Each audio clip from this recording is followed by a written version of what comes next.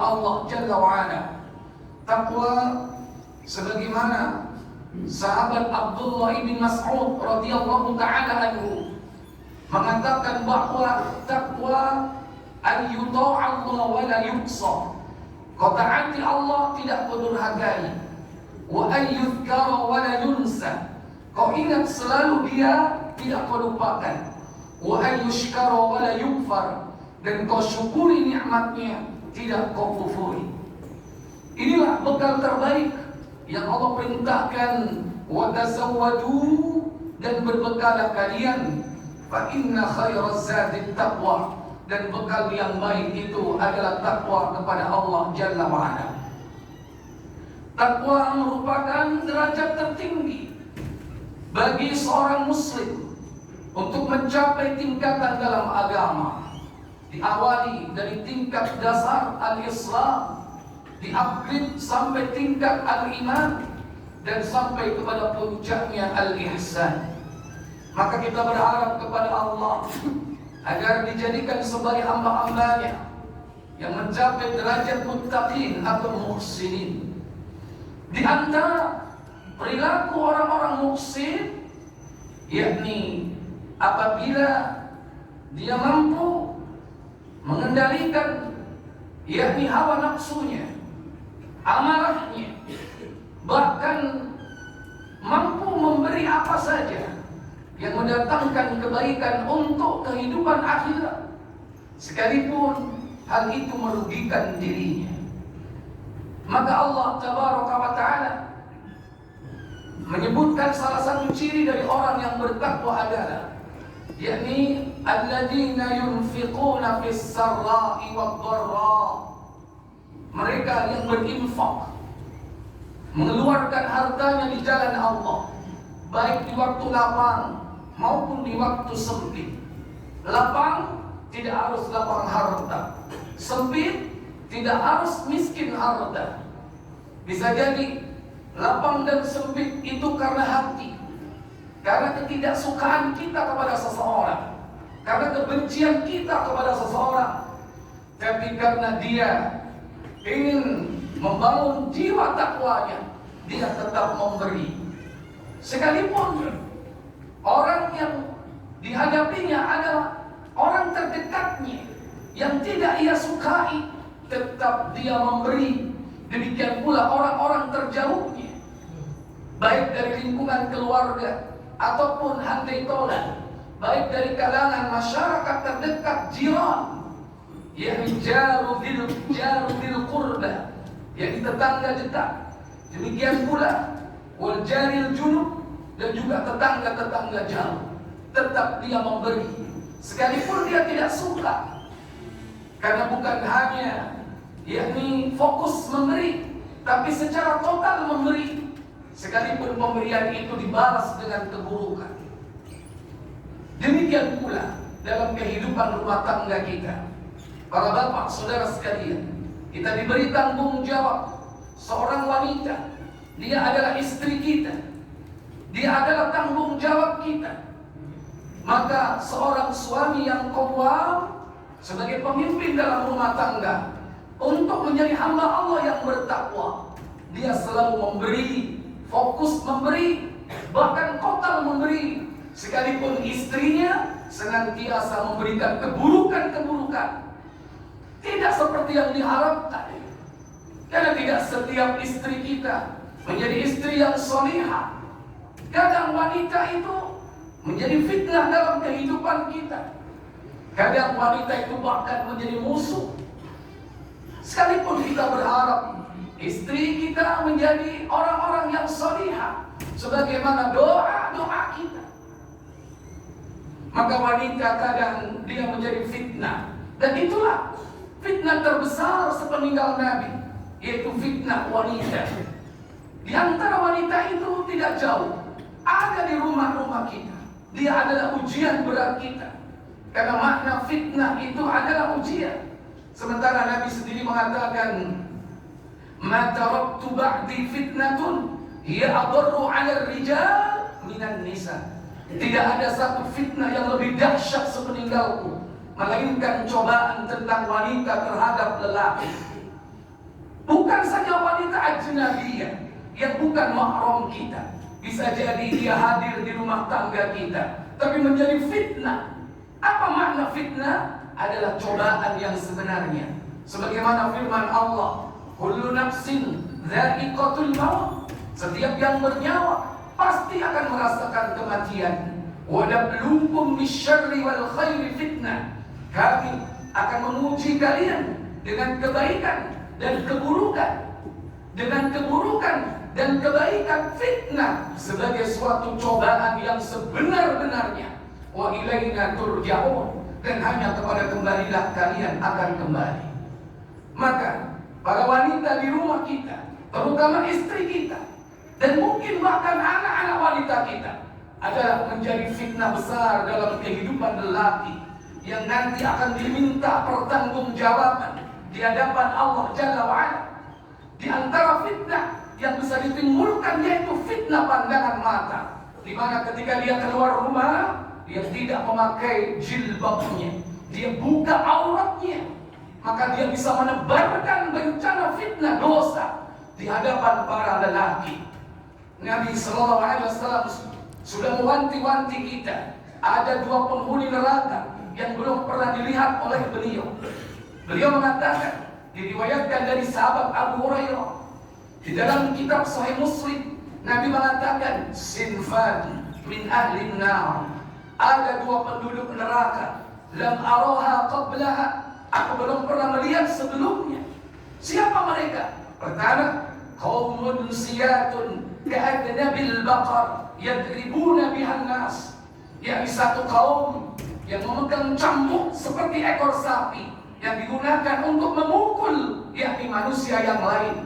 Inilah gambaran orang-orang yang memiliki kekuasaan, memiliki wewenang, memiliki aparat, dan dia mendolimi orang lain. Digambarkan dengan memegang cambuk seperti ekor sapi yang dipakai untuk memukul orang lain. Ini jenis yang pertama. Yang kedua, nisaun ariyat, wanita-wanita yang berpakaian tetapi dia telanjang karena minim pakaiannya, karena tipis pakaiannya, karena press body pakaiannya, sehingga dikatakan dia berpakaian tetapi telanjang. Nisa'un kasyat, wanita-wanita yang suka merayu dan dirayu. Mumilatun ma'ilatun ru'usahunna ka'asnimatil bukhtil ma'ilah. Rambutnya ditata sedemikian rupa bagaikan punuk unta. Dia pamerkan kepada orang lain. Dia berdandan ala jahiliyah. Padahal Allah sudah memperingatkan, waqarna fi buyutikunna wala tabarrajna tabarrujal jahiliyatil ula. Dan hendaklah kau wanita tetap tinggal di rumahmu, karena itulah tempat kau mencari ladang pahala. Kalaupun kau keluar rumah diperbolehkan dalam rangka memenuhi hajat-hajat syar'i. Kalaupun kau keluar rumah, tetaplah berpegang kepada perintah Allah untuk menjaga kehormatanmu dengan menutup aurat seluruh tubuhnya, karena syaitan selalu berusaha untuk menghiasi wanita dalam pandangan lelaki. Kata Nabi dalam hadis Tirmidzi, al-mar'atu aurah, wanita itu adalah aurat. Idza kharajatil mar'ah istashrafaha syaitan. Apabila dia keluar dari rumahnya, maka syaitan akan menghiasi wanita itu dalam pandangan lelaki. Maka diperintahkan ketika keluar rumah, tidaklah terlihat kecuali wajahnya dan telapak tangannya. Dijaga kehormatannya. Inilah wanita-wanita yang salihah yang digambarkan oleh Allah dalam surah An-Nisa, surah yang keempat, yakni pada ayat 34. Fas-salihatu qanitatun hafizatun lil ghaibi bima hafizallah. Adapun wanita-wanita salihah, mereka adalah yang taat kepada Allah, tidak melalaikan yang wajib, salat fardunya, puasa fardunya, dan dia tetap memelihara dirinya, memelihara kehormatannya ketika suaminya tidak ada di rumah. Ketika dia keluar rumah, dia tutup auratnya. Maka salah satu di antara penduduk neraka yang beliau lihat sallallahu alaihi wasallam, mereka yang berpakaian tetapi telanjang, orang yang suka merayu dan dirayu dengan lenggok jalannya, dengan cara berpakaian dengan cara berdandannya. Kata Nabi SAW, la yadkhulnal jannah, wanita seperti ini tidak akan masuk surga. Wala yajidna rihaha, bahkan tidak akan mencium bau surga. Walakin rihaha la yujadu min masiratin kada wa kada, padahal bau surga itu bisa dicium dari jarak yang sangat jauh. Maka wanita ini jangankan memasuki surga, mencium baunya saja tidak. Akankah dia adalah istri-istri kita atau anak-anak perempuan kita yang kita kelak akan diminta pertanggungjawaban hanya karena kita biarkan mereka telah menjadi fitnah bagi laki-laki yang lain, hanya karena dia keluar rumah tapi tidak berpakaian syar'i, atau dia bergaul bukan dengan tata cara Islam, atau dia beraktivitas di luar rumah tapi menimbulkan syahwat bagi laki-laki yang lain. Maka sadarlah, wahai para rijal, wahai para kepala keluarga, tanggung jawabku berat. Maka didiklah wanita-wanita kalian. Hendaklah kalian menasihatinya setiap saat, karena begitulah wanita yang digambarkan oleh Nabi, dia akan cenderung bengkok. Kata beliau, istausu bin nisa'i khaira, bijaksanalah kalian dalam membimbing wanita. Fa innal mar'a khuliqat min dhila, karena wanita diciptakan oleh Allah dari tulang rusuk yang bengkok. Fa inna aqwajad dhila a'lahu, dan yang paling bengkok itu adalah yang sebelah atas. Kalau sudah bengkok, merupakan tabiat dasarnya. Apa kata Nabi? Idza dhahabta tuqimuhu kasyarta, jika kau hendak meluruskan yang bengkok itu dengan paksa, dia akan patah.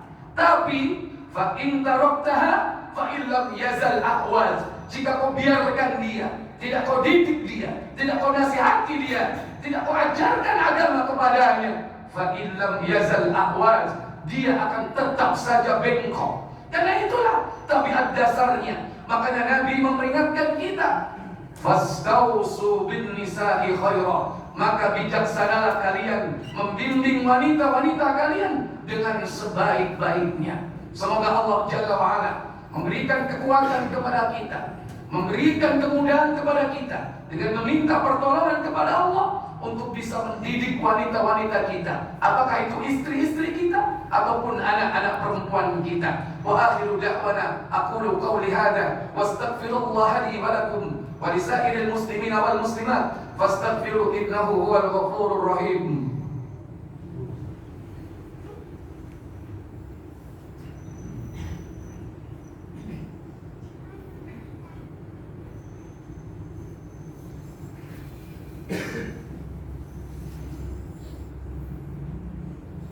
Alhamdulillahilladzi arsala rasulahu bil huda wa dinil haqq liyudhhirahu 'ala ad-din kulli wa kafa billahi shahida. Muhammadur Rasulullah walladzina ma'ahu ashidda'u 'alal kuffar ruhama'u bainahum tarahum ruk'an sujjadan yabtaghuna fadlan min Allah wa ridwana. Allahumma shalli wa sallim wa barik ala nabiyyina Muhammadin sallallahu alaihi wasallam tasliman katsira. Ma'asyiral muslimin, ittaqullaha mastata'tum, ittaqullaha haitsuma kuntum, wa atbi'is sayyi'ata alhasanata tamhuha wa khaliqin nas bi khuluqin hasan. Hadirin para bapak saudara sekalian yang dirahmati Allah Jalla wa'ala, sungguh besar tanggung jawab seorang lelaki. Apakah dia menjadi seorang bapak atau menjadi seorang saudara bagi saudara perempuannya? Maka para laki-laki kelak akan diminta pertanggung jawab. Kata beliau sallallahu alaihi wasallam, kullukum ra'in, setiap dari kalian adalah pemimpin, wa kullukum mas'ulun an ra'iyatihi, dan setiap pemimpin akan diminta pertanggungjawaban kelak di hadapan Allah. Warijal, dan kepala keluarga, ra'in ala ahlihi, dia adalah pemimpin atas keluarganya, istri-istrinya dan anak-anaknya. Maka dia mas'ulun ar-ra'iyati, akan diminta pertanggungjawaban kelak di hadapan Allah Tabaraka wa Ta'ala. Karena Allah sudah memperingatkan kita, akan menjaga mereka dari azab yang pedih, yaitu azab neraka. Allah berfirman dalam surah At-Tahrim pada ayat ke-6, Ya ayyuhalladzina amanu qu anfusakum wa ahlikum nara waquduhan nas wal hijarah. Wahai orang-orang yang beriman, jaga dirimu dan juga keluargamu dari ancaman api neraka. Maka kita sebagai kepala keluarga, sebelum menjaga mereka, istri-istri dan anak-anak perempuan kita harus menjaga diri kita terlebih dahulu. Ibda binafsi, mulai dari diri sendiri. Kalau ingin memiliki anak wanita yang salihah, memiliki istri-istri yang salihah, maka bentuklah diri-diri kalian menjadi soleh terlebih dahulu. Maka tidak mungkin, yakni anggota keluarga akan menjadi soleh dan solihah kalau kepala keluarganya tidak soleh terlebih dahulu. Maka persiapkan diri agar diringankan kita kelak di hadapan Allah Tabaraka wa Ta'ala. Yang kedua, hendaklah kita senantiasa berhati-hati atau waspada terhadap anggota keluarga kita, karena bisa jadi mereka bukan hanya fitnah, tapi bisa jadi mereka adalah musuh-musuh kita. Kalau Nabiullah Lut saja memiliki istri yang menjadi musuhnya, kalau Nabiullah Nuh saja memiliki istri yang menjadi musuhnya, apatah lagi kita yang bukan apa-apa, bukan Rasul, bukan Nabi, bukan apa-apa. Bisa jadi musuh-musuh itu hadir dalam rumah tangga kita. Mereka adalah wanita-wanita kita. Mungkin dia adalah istri-istri kita. Mungkin dia adalah anak-anak wanita kita. Bagaimana mungkin kalau seandainya kita kelak dijerumuskan oleh mereka, karena kita melalaikan mereka semua. Makanya Allah Jalla wa'ala memberikan tips kepada kita dalam surah At-Taghabun, surah 64 pada ayat 14. Allah berfirman, Ya ayyuhalladzina amanu, wahai orang-orang yang beriman, inna min azwajikum wa auladikum aduwwan lakum. Sesungguhnya di antara istri-istrimu dan anak-anakmu aduwwan lakum, ada yang menjadi musuh bagi kalian. Bagaimana caranya menghadapi mereka? Allah memberikan tips dalam ayat ini, yaitu 4 poin. Pertama, fahdaruhum, maka berhati-hatilah kepada mereka. Hati-hati, jangan lengah, selalu waspada. Apa yang dilihatnya, apa yang didengarnya, apa yang dibacanya, dan siapa teman gaulnya. Seorang kepala keluarga harus waspada, jangan sampai kecolongan. Bagaimana seorang yang memiliki visi dan misi dalam hidup ini kepala keluarganya sampai dibelokkan oleh anggota keluarganya karena dia lalai dan tidak waspada.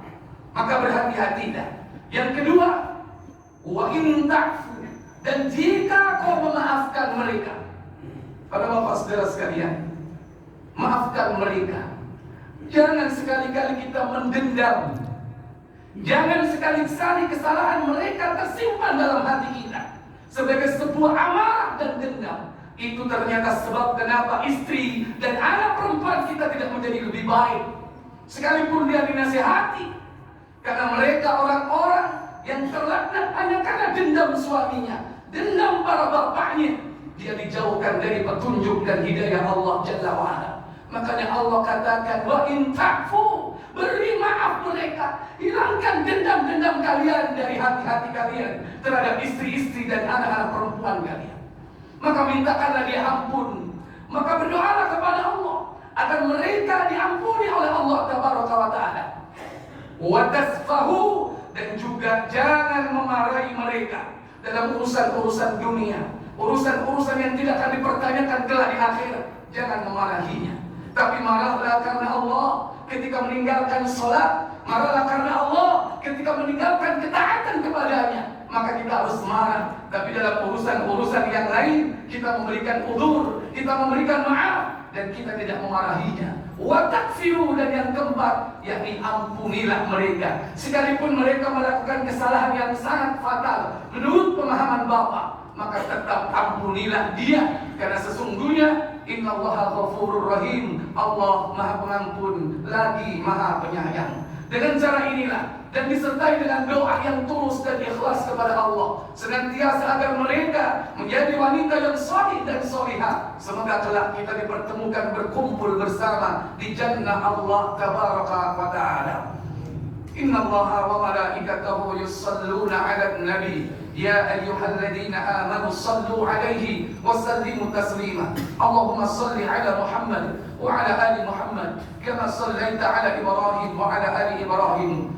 Allahumma barik 'ala Muhammad wa 'ala ali Muhammad kama barakta 'ala Ibrahim wa 'ala ali Ibrahim innaka Hamidum Majid. Allahumma ighfir lil muslimina wal muslimat wal mu'minina wal mu'minat الأحياء منهم والأموات ويا منزل البركات ويا قاضي الحاجة إنك سميع قريب مجيب الدعوة يا قاضي الحاجة. اللهم أرنا الحق حقا وارزقنا اتباعه وأرنا الباطل باطلا وارزقنا اجتنابه. ربنا لا تزغ قلوبنا بعد إذ هديتنا وهب لنا من لدنك رحمة إنك أنت الوهاب. اللهم اغفر لنا ذنوبنا ولوالدينا وارحمهم كما ربونا صغارا. اللهم ربنا هب لنا من أزواجنا وذرياتنا قرة أعين واجعلنا للمتقين إماما. اللهم تقبل منا صلاتنا وصيامنا وركوعنا وسجودنا وتخشعنا وتضرعنا. اللهم تقبل منا إنك أنت السميع العليم وتب علينا إنك أنت التواب الرحيم. ربنا آتنا في الدنيا حسنة وفي الآخرة حسنة وقنا عذاب النار وأدخلنا الجنة مع الأبرار يا عزيز يا غفار يا رب العالمين. سبحان ربك رب العزة عما يصفون والسلام على المرسلين والحمد لله رب العالمين.